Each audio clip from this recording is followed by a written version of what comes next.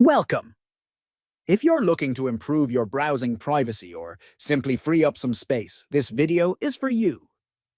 Today, I'll show you how to easily delete your browsing data using the Firefox browser on your Android device. The steps are simple and quick, so let's get started right away.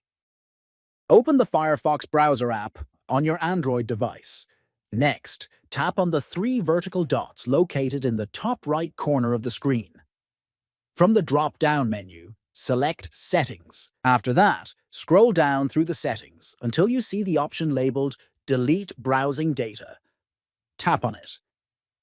Now, you'll see a list of data types that you can choose to delete. These include Open tabs, browsing history, cookies and site data, cached images and files, site permissions, downloads. Select the items you want to delete by checking the boxes next to them.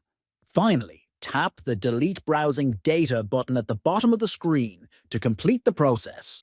After that, confirm the deletion by clicking Delete again in the confirmation prompt.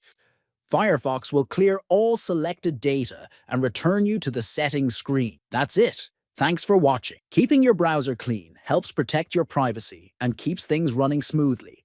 If this video helped you, consider subscribing for more helpful tech tutorials and tips.